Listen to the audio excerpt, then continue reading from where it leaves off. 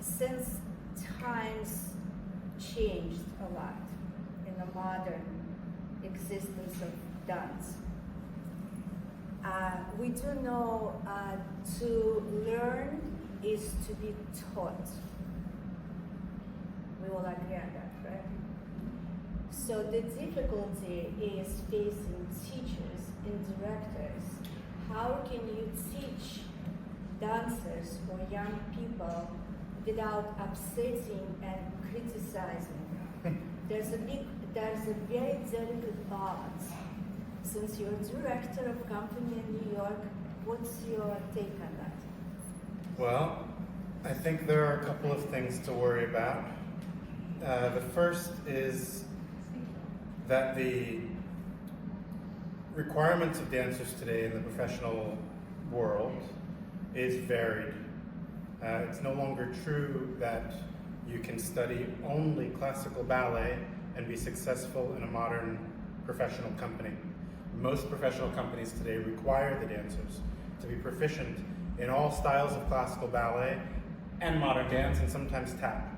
You know, it's really a grab bag of what the audience will see on any given night.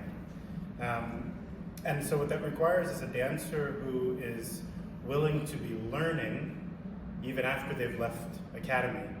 And that is a special kind of personality for an adult professional person to have.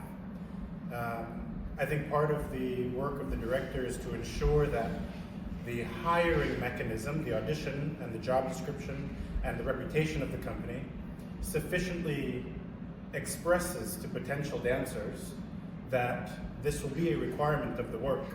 I think one of the issues we have is that the audition itself is narrowly focused and the public perception of the company is narrowly focused. And so dancers with a narrow experience assume that they are qualified to dance in that particular company. And so there's a mismatch in how we relate with the dancers from a professional perspective. The other side, of course, is the way the world has evolved. We have to treat people differently. We have to treat people, I will use the word better, but maybe that's my own idea. And so then we run into the issue where dancing at its very nature is expressing who you are, an element of yourself, of your humanity, and yet there is a right way and a wrong way to perform. And dancers have to understand, and the people at the front of the room have to understand, that there's a distinction between giving careful feedback about the technique or the execution of a particular step, or the stagecraft, or the choice that the dancer has made that maybe isn't in service of the role, and criticizing the human artist that is executing all of these things. And that takes work on both sides. The person at the front of the room has to be able to read the room and understand the dancers and how they're receiving the criticism. But the dancer also has to understand that not everything is personal. Sometimes you just have to stretch your knee. It doesn't mean you're a bad person. It just means you have to stretch your knee. That is true.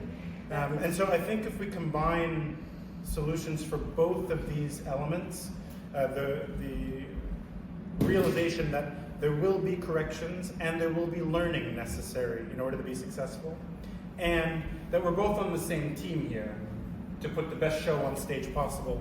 And regardless of what happens in this rehearsal, in these 90 minutes, we're going to leave here and we're still going to be friends. It's not a personal attack.